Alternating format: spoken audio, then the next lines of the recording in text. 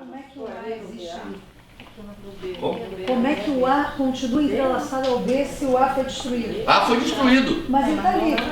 Não, Ele é um filho, ele é um filho. Não, você está dizendo porque ficou branquinho ali? Não.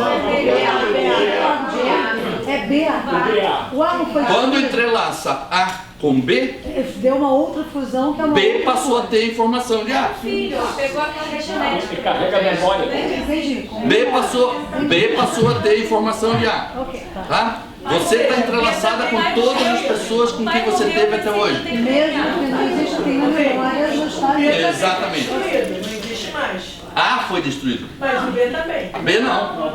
B não. Está ali, ó. B tá aí, ó. Mas não entrelaçaram? Sim, foram Se entrelaçados. eles tivessem. Foram entrelaçados. Mas só A foi destruído. Sim, mas a genética dele é Exatamente, o filho continua com o DNA. Calma. Um segundo cada vez, senão eu não vou poder explicar.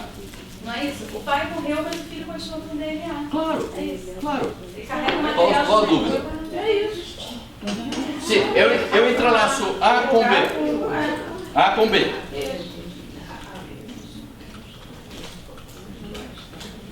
Ok? Ok? Agora eu vou destruir A.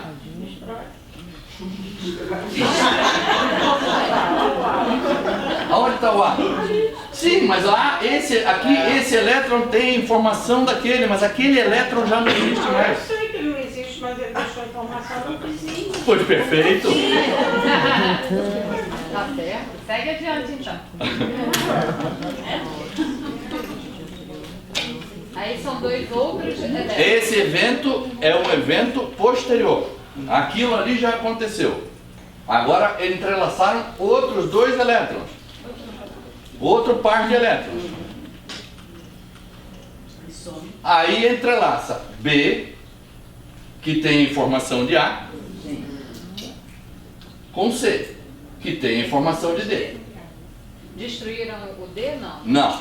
Não. D está aqui. O elétron que foi destruído foi o A. Quando eu criei essa experiência, A já não existia mais. A informação, eu coloco aqui BA, mas eu coloquei como didática para vocês aqui. Eles entrelaçaram e não puseram nome nenhum. Eles simplesmente entrelaçaram. Aí D, que nunca conheceu A, tem informação de A, mostrando que a informação é energia, e energia é informação. As duas não se criam. Informação nunca se perde. Esse é o princípio da imortalidade. Por isso somos imortais. Por essa razão e não outra. Todos nós somos imortais. Porque a informação que nós temos não pode ser destruída. Nosso corpo, sim, os átomos do nosso corpo ganham liberdade e se vão, mas a informação adquirida jamais pode ser perdida.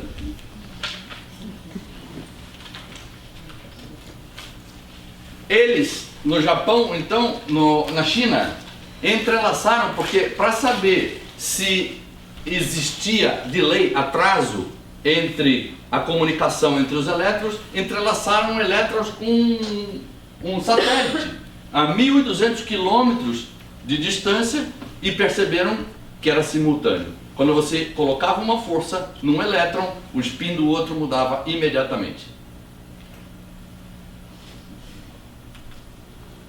Então essa revista também vale a pena visitar, o site está aqui.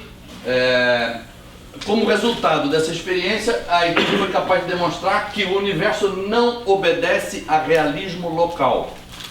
Como eu disse, é o princípio da não localidade. São possibilidades quânticas. Nós vivemos num universo de infinitas possibilidades quânticas. E por que estamos materializando essa? Porque são as nossas crenças, o nosso inconsciente, que está projetando aquilo exato que nós temos que resolver. Então, a metade de um estado entrelaçado pode exercer ação fantasmagórica, que o Einstein chamava isso, tá? O Einstein, como ele não conseguiu entender essa relação, ele chamava de ação fantasmagórica à distância. Ele não conseguia entender que eu posso pegar um elétron, levar numa ponta da galáxia, e outro elétron levo na outra ponta da galáxia, e eu ponho uma força em um e mudo o outro imediatamente. Como? 25 mil anos-luz de distância entre uma ponta da galáxia e na outra. Como é que eu vou entrelaçar esses elétrons e não vai ter atraso na comunicação entre eles? A informação viaja? Como é que eu ponho uma força num e o outro muda? Como é que o outro fica sabendo? Porque não existe separação. A separação é só aparente. Nada está separado de nada. Por isso é que o outro reconhece imediatamente. Uma vez entrelaçado, os elétrons vão seguir unidos. Sempre vão seguir unidos, porque não existe separação. Então, esse é o princípio do entrelaçamento. A partir dessa perspectiva, não existe comunicação instantânea, simplesmente não existe, como já dissemos, a separação. Você aplica uma força num e na outra ponta do universo o outro responde imediatamente, sem atraso. Apenas para que vocês tenham uma noção, quando a gente diz que não há separação, na verdade a gente imagina a separação como sendo o vácuo quântico, né? O que separa a gente da Lua, ou a gente do Sol, ou de Marte, ou de Júpiter, é um vácuo, né? Os cientistas chamam de matéria escura, energia escura, enfim, não sabem bem o que é, mas conseguiram, através de matemáticas, conseguiram quantificar a energia desse vácuo quântico. Para que vocês tenham uma ideia, 1 centímetro cúbico de vácuo, 1 centímetro cúbico de vácuo quântico, para vocês terem uma ideia de onde está a energia. Tem mais densidade do que todo o universo materializado junto. Todas as galáxias juntas não têm energia de 1 centímetro cúbico de vácuo. Entende por que se comunicam imediatamente? É o não material que materializa. É o mundo não material que permite que o mundo material exista. Porque toda força está no vácuo quântico. É isso que nos une. Nós somos um subproduto do vácuo quântico. Então, a ilusão da separação se deve ao nosso sistema biológico, que separa a informação de todos os nossos estímulos, como eu disse anteriormente. Nossos estímulos, nossos 5 sentidos, recebem estímulos exteriores, por isso que a gente interpreta o mundo como sendo fora, e percebemos para poder interagir com maior facilidade. Então, nossa vida aqui, nossa vida biológica, nossa experiência na Terra, nós somos seres espirituais, tendo essa experiência física, ela acontece assim e é assim, porque senão nós não seríamos capazes de viver esse tipo de experiência. O tipo de experiência de odiar alguém. Se eu reconheço que eu sou você, eu não posso te odiar. Então, para ter raiva, para ter ódio, para poder ter a experiência que a gente tem na Terra, nós fizemos um acordo coletivo de almas para poder experimentar isso dessa maneira. Só isso, mais nada. É um acordo de experimentar a separação. E estamos experimentando, bem, hein? Nosso organismo organiza as sensações e as concretiza no espaço exterior. Do mesmo modo, os pensamentos, a linguagem e as convenções condicionam a percepção dos objetos e dos bordes e seus limites. Imagine uma coisa, se eu chegar para um chinês e falar que isso aqui é mesa, o chinês não sabe, para o chinês isso aqui não é mesa. Para os brasileiros e para os portugueses, isso aqui é uma mesa. E só. Porque nós convencionamos que isso aqui é uma mesa. Mas um japonês não chama isso aí de mesa.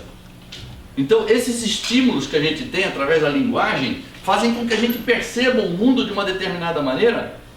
Eu chamo isso aqui de mesa. Mas sou eu, os meus patrícios portugueses e os meus irmãos brasileiros que chamamos isso aí de mesa. O resto do mundo não sabe que isso é uma mesa. Moçambique, né? Então é isso, é a interpretação através da linguagem e dos estímulos. Por isso é que a gente vive nesse mundo Matrix, irreal, ilusório, um sonho. Então, depois dessa experiência da não localidade, isso aqui também, quem quiser pesquisar, vale a pena, é que eu falei, eles fizeram primeiro os entrelaçamentos entre elétrons e depois começaram a fazer com moléculas de cristais. Esse livro vale a pena, tá? É da Lynn Matagar, que é uma jornalista fantástica. Vale a pena esse livro aqui. A capacidade de escolher a cada instante, quem sabe, a capacidade de escolher a cada instante, quem sabe, seja o único caminho para viver uma vida com sentido. É a capacidade que eu tenho de escolher quem eu quero ser. A cada instante. Não adianta eu acordar pela manhã e dizer, bom, hoje eu quero ser isso. Não funciona. É cada experiência, cada segundo, cada encontro. A vida é a arte do encontro. Eu encontro com você e eu decido quem eu quero ser agora. No exato instante em que acabar esse encontro, eu tenho que decidir de novo quem eu quero ser. Porque alguém me disse que eu me chamo Carlos Veiga, que eu sou médico, que eu nasci não sei aonde, que eu estudei não sei aonde. Nesse instante eu não sei nada a respeito de mim. Eu tenho que recorrer à memória, mas a minha memória é um apanhado de interpretações falsas. O meu conjunto de dados é falso. A base de dados que eu uso para definir a mim mesmo são interpretações distorcidas. Que julgamento eu faço de mim mesmo? Através de memória? Mas a minha memória está me confundindo, está me dizendo que eu sou assim, assim, assim, assim. Isso. Cada vez que eu digo que eu sou alguma coisa, seja lá o que for, qualquer coisa que venha depois do eu sou, vai me diminuir. Eu sou, sei lá, médico. Como você é médico? Você está médico. Você é tudo. Você é a totalidade. Você é a mente divina. Qualquer coisa que você diga que você é, você está se diminuindo. E nós passamos a vida toda dizendo, eu sou assim, eu sou assado. Acontece alguma... se sou eu... o vizinho deixou a porta aberta. Se sou eu... comigo não faz não. Porque eu sou assim, eu sou assado. E vamos nos diminuindo. Não expressamos o ser. Eu sou consciente de mim mesmo, consciente de que sou um ser, e não expresso a consciência do ser. Então, essa famosa menina aqui, quem é que conhece a história? Bom, para os que não conhecem a história, isso é mais um exemplo do mundo quântico. Essa menina, a mãe estava numa palestra que a gente estava dando e começou a chorar, porque eu estava dando um exemplo de como um bebê pode nascer com alergia. E contei uma história de um bebê que tinha alergia à banana, e a história era com a mãe. O especialista em bioneuroemoção dizia, isso não é da menina, isso aí não é do seu bebê, isso é seu. Não, mas comigo não tem nada. Eu nunca tive nada com banana. Não, é seu. Mas eu como sorvete de banana com aveia, banana com casca, sem casca, banana de tudo quanto é jeito, não tenho nada a ver com banana. É seu. E não conseguiram descobrir o que era. Voltou numa segunda consulta, fizeram uma hipnose e a mãe então percebeu que ela trabalhava em Córdoba e estava barrigudona, 8, 9 meses, ia trabalhar num tribunal e andava por uma alameda que era plátanos dos dois lados, e ela com medo de andar por ali, de cair, de ter um acidente, um aborto, qualquer coisa, e o bebê, o inconsciente do bebê, pum, banana.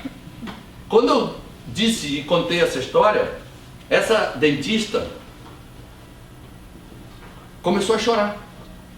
E chorava, eu parei a palestra e disse, o que está acontecendo? Ela disse, minha filha tem uma grave alergia ao corante azul. Eu disse, que idade tem sua filha? Ela disse, 3 anos. Eu disse, não é dela, é teu. E ela chorava e dizia, e eu estou chorando porque me dei conta. Eu disse, do que você se deu conta? Ela disse, de que eu, quando estava grávida, trabalhava numa empresa toda decorada em azul, pintada em azul, eu atravessava uma passarela azul, eu pegava um ônibus azul, e eu tive várias ameaças de aborto durante a gravidez. E o inconsciente da criança, pum, azul. Essa menina foi levada para o hospital 2 vezes com placas eritematosas, edema de glote, correndo risco de vida. Ela não tocava mais em nada que fosse azul, nem roupa, nem sombra, comprimido, chiclete, bala, massinha de brincar. A menina já não tocava em nada. Ela já sabia que não podia mexer em nada azul. 5 dias depois, quando a mãe contou isso, eu senti em mim que a filha estava curada, porque ela tomou consciência. E eu disse, sua filha está curada. Ninguém entendeu nada. Eu disse, sua filha está curada, porque você tomou consciência do que era. 5 dias depois, o Rogério, que foi que convidou esse casal para ir à palestra, Rogério, você conhece, me manda essa foto aqui e me pergunta assim no WhatsApp, você sabe quem é essa menina? Minhas pernas tremeram. Eu falei, óbvio que eu sei quem é essa menina. Vocês terem uma ideia do esforço neurológico que essa mãe teve que ter, porque esse prato é azul e o sorvete é azul e a menina não pediu. Foi a mãe que ofereceu. 15 dias depois a mãe fez uma festa toda em azul para a menina. E até hoje, eles foram morar no Canadá. Até hoje, quando a menina tem um resfriado, uma coisa qualquer, a primeira coisa que eles fazem é dar alguma coisa azul para ela segurar. Para saber se voltou. E não voltou. Isso aqui é campo quântico. É para vocês entenderem que não há separação. A mãe estava na palestra, a filha estava a quilômetros de distância. Eu estou dando exemplos práticos para vocês, tá? Porque senão... Oi? Entrelaçou. Entrelaçou, já estava entrelaçado no útero. Então, quando a mãe tomou consciência, imediatamente a filha se curou. E nunca mais, Carlos, nunca mais teve nada.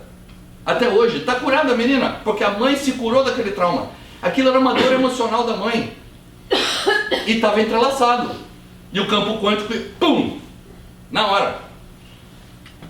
Esse é um outro caso. Isso que é o engrama também, não? Não, esse não tem nada a ver com engrama. Não. Engrama é outra coisa. Tá. Isso é um outro caso para exemplificar essa transferência de informação no campo quântico, tá? Então, nós fomos fazer umas consultas grupais lá em Niterói, e entre uma sessão de manhã e uma sessão à tarde, a menina que emprestou a sala para a gente fazer as consultas é uma fotógrafa, mulher de um amigo meu, e ela brincou comigo. Eu estava almoçando, eu e a Mariana estávamos almoçando, e na passagem assim ela mostrou as unhas e falou, isso aqui tem jeito? Eu falei, tem.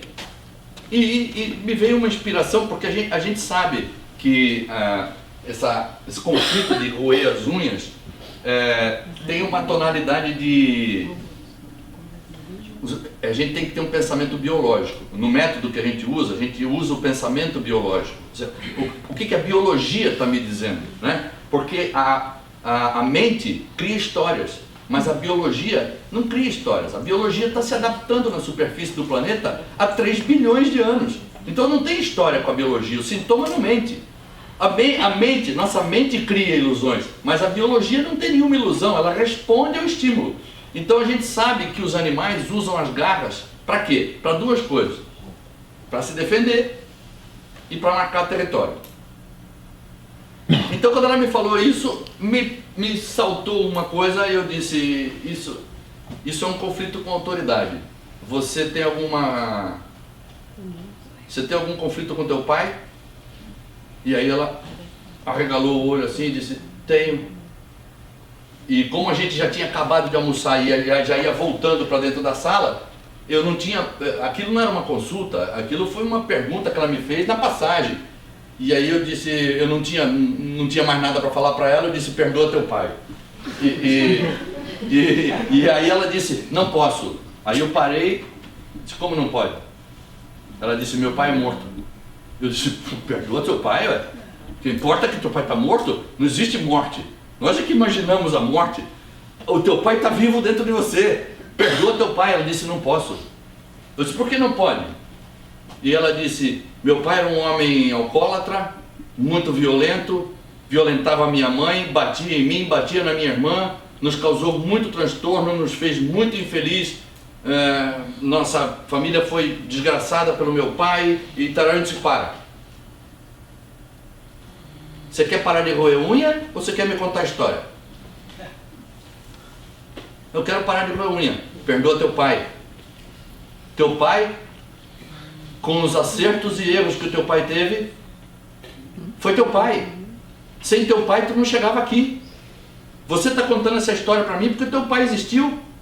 E o teu pai foi o marido perfeito para tua mãe. Porque a tua mãe é uma desvalorizada, encontrou com um homem desvalorizado. Ela é uma submissa, ele é um violento. São as experiências que eles precisam para transcender a informação da árvore genealógica. E o teu pai fez exatamente o que ele tinha que fazer. Teu pai foi um homem perfeito. Perdoa teu pai. Ela disse, não posso. Eu disse, encantado em conhecê-la. Entramos e continuamos as consultas. Quando foi 6h30 da tarde, entrou a Cristina e disse, veio, a Clarissa não pôs a mão na boca desde aquela hora. Já tinha ali umas 4 horas, 5 horas que a gente tinha conversado. Isso aqui foi no dia. Isso aqui acho que uns 2 dias depois, ou 3. Isso aqui tem uma semana. E eu não tenho a foto aqui, mas a Mariana pediu a ela que mandasse fotografias com as unhas pintadas. E hoje ela está pintando as unhas, nunca mais pôs a mão na boca. Agora, isso foi uma coisa espetacular. Isso é uma cura espontânea. Mas o áudio que eu tenho dela do WhatsApp, que é aí que vem o entrelaçamento de novo. Ela diz, eu estou muito impressionada com isso, porque realmente eu fui capaz de perdoar meu pai, e eu só falei isso para ela, perdoa teu pai. E ela me manda um áudio dizendo que estava muito impressionada, não com o resultado que ela teve. O que impressionou ela foi que a filha dela, maior, de 12 anos, roía a unha, parou de roer, e a filha mais nova, que tinha 2 anos, chupava o dedo, parou de chupar. Eu tenho o áudio. Isso é entrelaçamento quântico. Não existe separação. O que ela fez foi tomar consciência e perdoar. O Paulinho está aqui e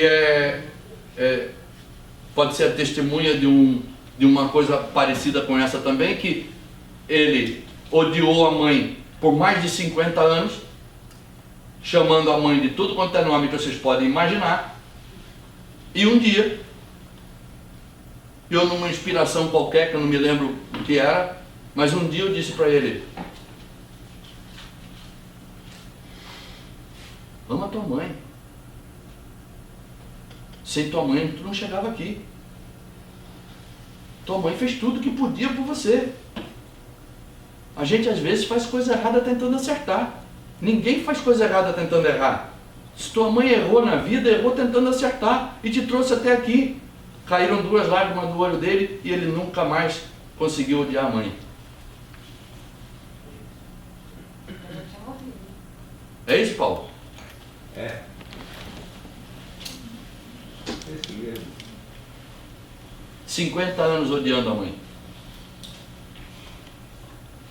E a gente leva óleo pro caixão. Sem necessidade. Somos todos divinos.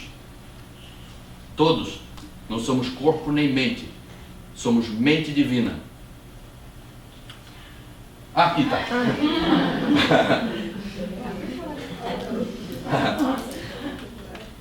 Bem, então, vamos voltando ao mundo quântico de novo. Esse camarada David Bohm, ele inclusive lecionou na USP entre 53 e 55, que ele veio... esse cara tem 3 nacionalidades, ele é judeu, ele é norte-americano e tem cidadania brasileira. Porque ele teve que, eu não sei qual é a história, eu já até li sobre isso, mas agora não me lembro bem. Eu sei que ele veio para o Brasil para escapar de alguma coisa, ou nos Estados Unidos, ou em Israel, não sei. Enfim, esse cara escreveu um livro, depois eu vou mostrar para vocês, para quem quiser comprar, chamado A Ordem Explicada e a Ordem Implicada, ou a Ordem Explícita e a Ordem Implícita, mostrando o que é a ordem implícita ou implicada, que é o vácuo quântico, e o que é a ordem explícita ou explicada, que é o mundo materializado. Então, o que permite a ordem explícita, o que permite a ordem explicada, é a ordem implícita, é o vácuo quântico que permite que tudo se materialize. Então ele diz, a transição do possível para o real ocorre durante o ato da observação, como já havíamos falado, fenda dupla. A realidade não existe quando não estamos observando. O que parece ser um mundo, ser físico quântico, PhD em mecânica quântica, era amigo pessoal do Jiddu Krishnamurti. Quem conhece o Krishnamurti? Esse era amigo pessoal do Krishnamurti. O que parece ser um mundo estável, tangível, visível e audível é uma ilusão. O que percebemos é a ordem explícita explícita ou explicada das coisas, como se estivéssemos em um filme. Então, para que a gente tenha uma ideia, o que nós vemos, o mundo manifestado, o mundo material, é essa pontinha do iceberg que é a nossa mente consciente. Nossa mente consciente, nós estamos falando das circunstâncias, os comportamentos, as tendências, o nosso dia a dia, o nosso temperamento, a nossa personalidade. Isso é a pontinha do iceberg, essa é a ordem explícita das coisas. No nosso inconsciente, a metáfora é que a nossa mente funciona exatamente como o universo. No universo existe o que está explícito e o que está implícito. E na nossa mente existe o que está explícito, que é o consciente, e o que está implícito, que é a mente inconsciente que governa tudo. Nós projetamos na tela do mundo através disto aqui, ó, não disso aqui. Porque senão não me aconteceria nada que eu não quero. Se eu projetasse só a partir da mente consciente, eu estava nadando de braçada. Então nós temos o consciente pessoal, o inconsciente pessoal, que são os programas herdados do clã, e imerso num oceano infinito, insondável do inconsciente coletivo.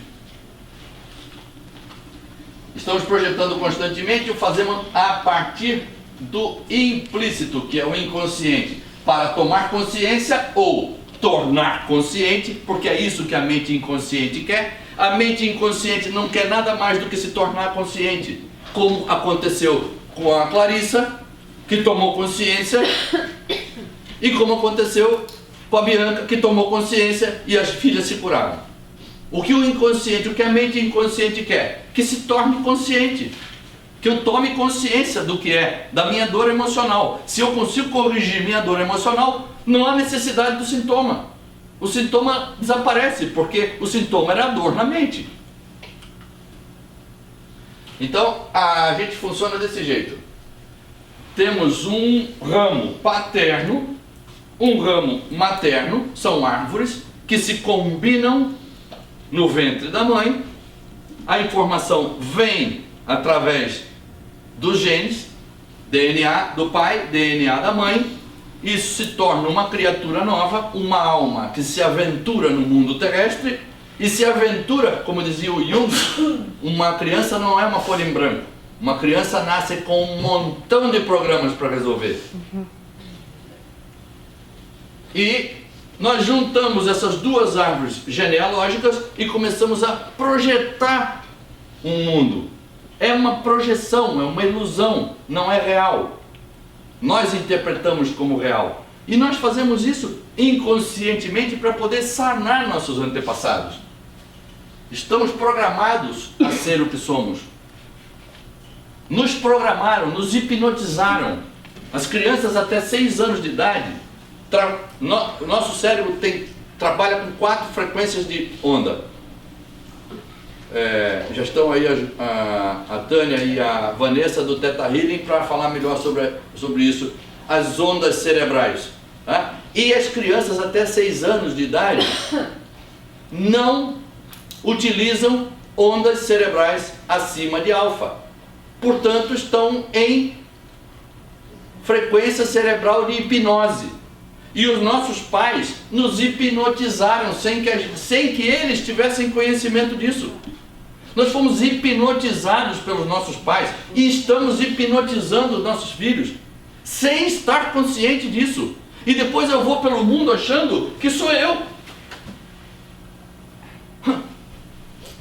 Olha, é patético. É patético. Nós somos marionetes na mão do clã. Nosso clã anda nesse mundo com as nossas pernas. O nosso clã materno e paterno fala nesse mundo com a nossa boca. E a gente acha que somos nós, que eu sou assim, que eu sou assado. Eu não sou nada, eu sou fruto do meu clã. Eu penso o que meu clã pensa. Eu acredito no que o meu clã acredita. São as minhas crenças que determinam o meu mundo. As minhas crenças que determinam o que eu vou materializar no mundo. E as minhas crenças vêm de onde? Daqui e daqui. E eu pego esses dois rolos de filme e me meto a projetar um mundo. Assim funcionamos. A projeção dessas informações estabelece uma correlação entre a nossa vida e a dos nossos antepassados.